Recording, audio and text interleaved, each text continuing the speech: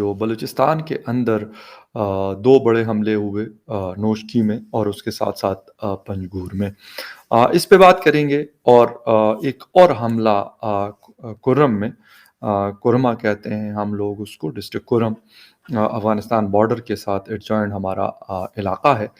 वहाँ पर आर्मी के चेक पोस्ट पर हमला हुआ है जिसमें 5 लोगों की जो है वो जानें गई हैं और टीटीपी ने इसकी रिस्पॉन्सिबिलिटी क्लेम की है कि ये अटैक जो है ये हमने किया। गवर्नमेंट ऑफ पाकिस्तान ने एज़ यूजुअल अफ़गान हुकूमत से कहा है कि आपकी सरज़मीन हमारे ख़िलाफ़ इस्तेमाल हो रही है। ये सारी चीज़ें हैं, इसमें इसके ऊपर तफ़सील से बात करेंगे। लेकिन डिटेल में जाने से पहले आपसे कहूँगा जिन लोगों ने मेरे चैनल को सब्सक्राइब नहीं किया, उनसे कहूँगा कि चैनल को सब्सक्राइब करना बिल्कुल ना भूलें। बात हम कर रहे हैं बलूचिस्तान और उसके साथ-साथ खैबर पख्तूनख्वा, ये 2 वो इलाके हैं जहाँ पर सबसे ज़्यादा इंसर्जेंसी देखने को इससे पहले भी मिली थी और इस वक़्त भी अगर हम इस 2022 की बात करें तो सबसे ज़्यादा हमले यहाँ पर हो रहे हैं।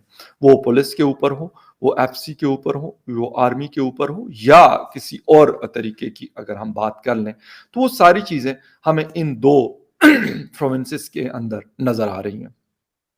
कुरम की बिल्कुल बात करेंगे क्योंकि ये एक ताज़ा अटैक है, टीटीपी ने इसको क्लेम किया, लेकिन पंजगूर हमले को हम नहीं भूल सकते क्योंकि शायद बलूचिस्तान की तारीख़ में सबसे बड़ा हमला था कि पूरा एफसी का जो रीजनल हेडक्वार्टर था उसको बाकायदा उस पे कब्ज़ा था और 15 से 20 लोग जो है बीएलए जो कह रही है कि मजीद ब्रिगेड के हमारे ये लोग थे और उन्होंने तस्वीरें भी जारी की हैं अपने लोगों की कि इन लोगों ने इसमें हिस्सा लिया था।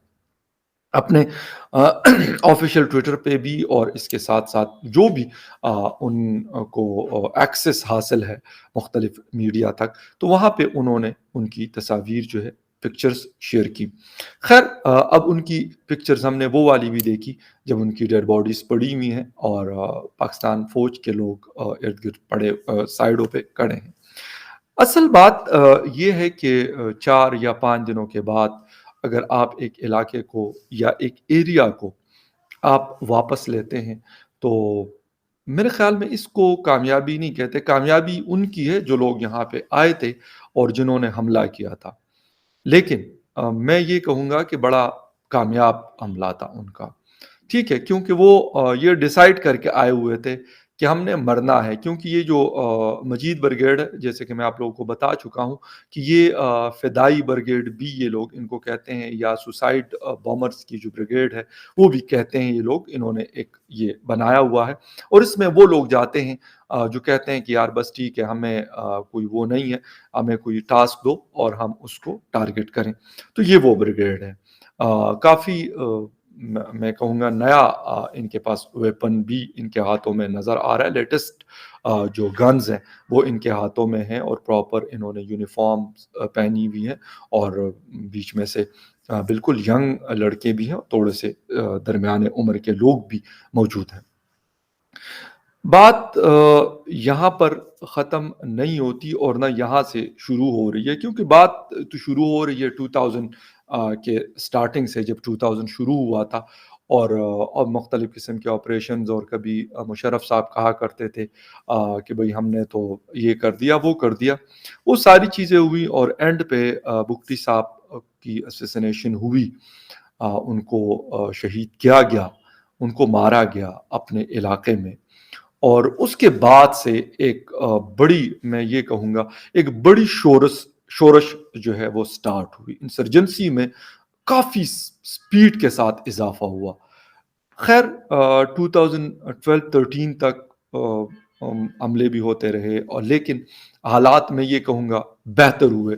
15, 16, 17 में बल्कि 18 में काफ़ी बेहतरी आई और जो साउदर्न बलूचिस्तान था वहाँ पे बाकी लोगों का जो पाकिस्तान के बाकी इलाकों के लोग हैं, उनका जाना-आना शुरू हुआ और स्पेशली पंजाब के लोग वहाँ पे ज़्यादा टारगेट ہوتے رہے ہیں۔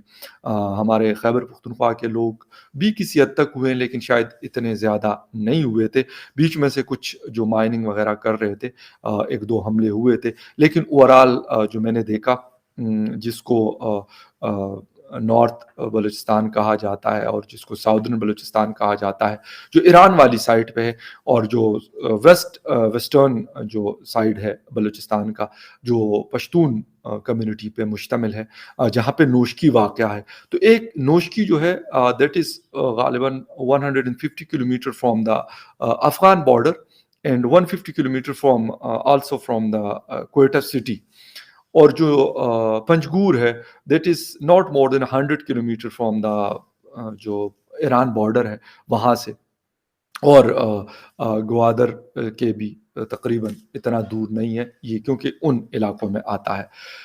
اب ان لوگوں نے یہ ساری پلاننگز بھی کی، 2 حملے انہوں نے پلان کیے، اور دونوں سکسیسفل یہ کہوں گا کہ دوسرا جو ہے وہ شاید 4 یا 5 گھنٹے کے بعد کلیئرنس آپریشن ہوا اور اناؤنس کیا گیا کہ آپریشن اینڈ ہو گیا۔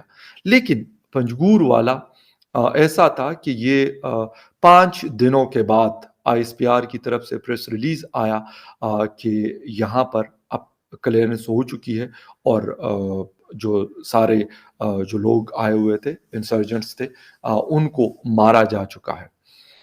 یہ تو ہو گئی بات، اور باقاعدہ ہیلی کاپٹرز کا استعمال کیا گیا۔